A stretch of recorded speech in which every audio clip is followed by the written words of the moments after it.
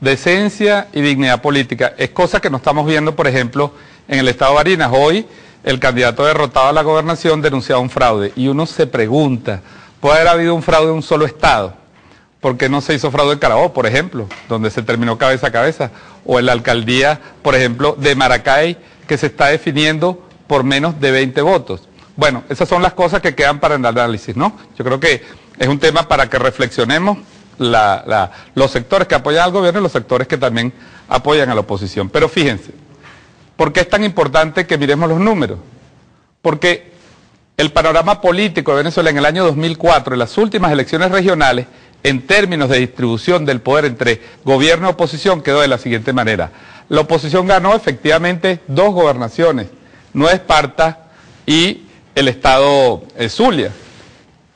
Pero en el interín, en esos 4 años que pasaron, existió un proceso de cambio.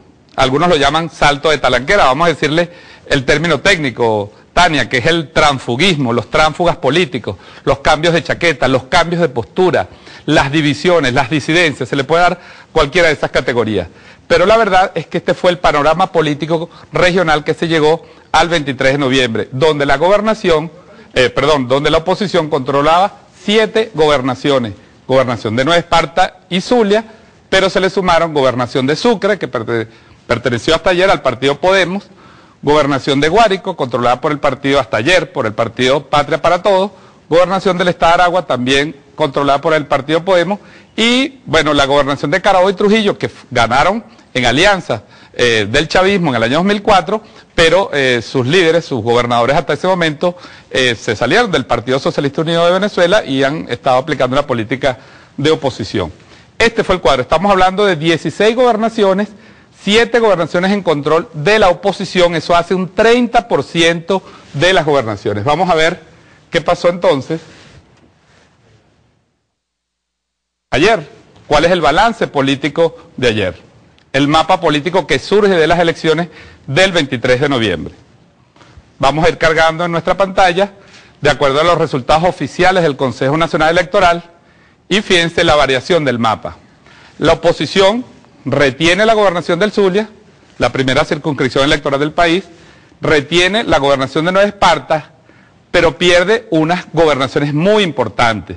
Pero al mismo tiempo retiene la gobernación de Carabobo, en este caso no por el factor Acosta Carles, sino por Enrique Salafeo, de Proyecto Venezuela, y le quita al gobierno, le quita al chavismo la gobernación del Táchira, y la gobernación de Miranda.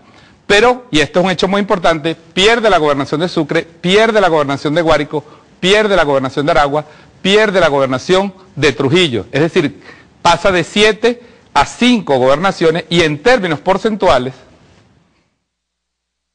esto significa que si distribuimos esas gobernaciones, pasa de tener el control del 30% de las gobernaciones a tener el control del 22% de las gobernaciones del país, mientras que el chavismo controla el 77%. Ese es el balance numérico. Se puede sobre esto hacer cualquier tipo de aseveración, de contraste, de análisis, pero la verdad de los números no miente. El panorama político que surge en términos globales significa una consolidación del Partido Socialista Unido de Venezuela, porque además hay un hecho adicional, Tani, con esto termino.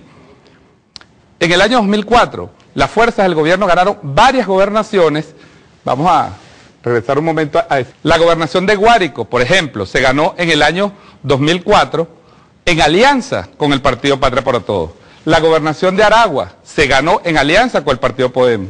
La gobernación de Carabobo se ganó en alianza con el partido Podemos y con el partido Patria para Todos. Una serie de gobernaciones, la gobernación de Sucre se ganó en alianza. Este año, el Partido Socialista Unido de Venezuela, como único partido, ha obtenido la victoria en esas gobernaciones. De tal manera que, más allá de las especulaciones, más allá de las operaciones mediáticas y políticas, hay una realidad numérica que no se puede obviar.